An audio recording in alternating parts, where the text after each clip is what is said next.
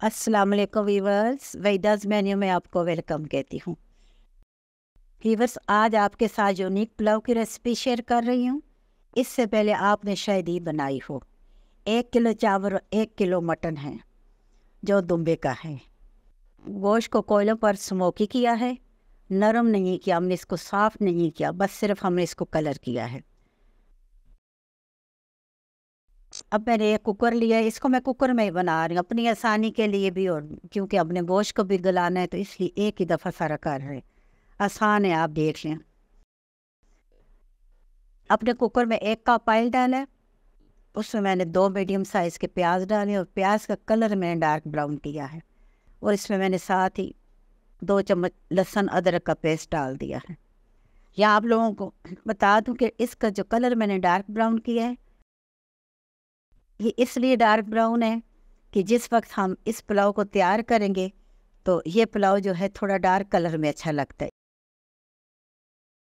मैं खाने में जो है कलर को ज़्यादा फोकियत देती हूँ, इसलिए मैं आप लोगों को बताती हूँ कि कलर का ख़ास ख्याल रखा करें।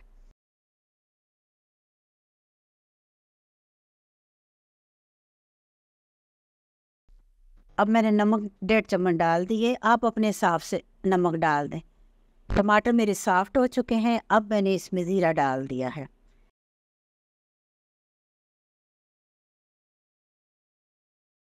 इस पुलाव में बहुत कम मसाले डालने हैं क्योंकि हमें अपने स्मोकी पुलाव की स्मोकी जो खुशबू है ना वो चाहिए, हमें मसालों से उसको दबा नहीं देना। ये गोश्त जो मैंने स्मोकी किया था कोयलों पे, उसको मैं डाल के अब भून रही हूँ। इसको भूनने का मकसद है कि जो मसाला मैंने अभी तैयार किया है, टमाटर प्याज, वो इसमें मिक्स हो जाए, उसकी खुशबू इसमें आ जाए। ये खुशबू जब एक दूसरे में रच बस जाती है तो फिर इसका मज़ा जो है वो दोबारा हो जाता है। टमाटर इसमें मैंने 3 डाले हैं, मीडियम साइज़ के 3 टमाटर थे, 2 प्याज से, याद रखें।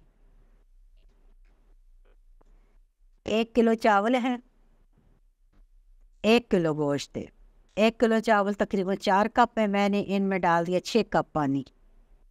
2 कप पानी मैं बाद में डालूंगी।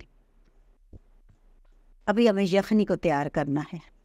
कुकर लगा दिया है, अब 10 मिनट तक मैं कुकर को विसल के बाद 10 मिनट दूंगी। फिर देखेंगे हमारा गोश्त कैसे गलता है। सॉफ्ट हो गया तो ठीक है। हाँ बिल्कुल, हड्डियों से गोश्त जो है वो उतरा हुआ नज़र आ रहा है, बेहतरीन तैयार हो गया। मुझे पानी थोड़ा कम लग रहा है, मैंने पानी डाल के और इसको मिक्स किया। अब ये गोश्त जो है मैं बाहर निकाल दूंगी। आपको यहाँ पानी कम लगे तो आप अपने लिए यहाँ पानी डाल सकते हैं, नमक कम लगे तो डाल, ये जगह आपने इसको सेट करना है। ये मैंने गरम मसाला जो है 1 चम्मच और 1 चम्मच मैंने काली मिर्च डाली है। ये 1 किलो चावल जो मैंने धो के और भिगो के साइड पे रख दिए, इनको तकरीबन मैंने आधा घंटा भिगोया है। अब यखनी से गोश्त निकाला तो अब हमने यखनी में चावल डाल दिए। अब हम इनको बनाएंगे। व्यूअर्स, मेरे चैनल को लाइक करें, शेयर करें और मुझे अपने प्यारे प्यारे कमेंट्स में बताएं। आपके कमेंट्स मुझे हौसला देते हैं, आगे बढ़ने की मुझ में एनर्जी आती है। ये देखिए, अब हमारा पुलाव जो है वो तैयार हो रहा है।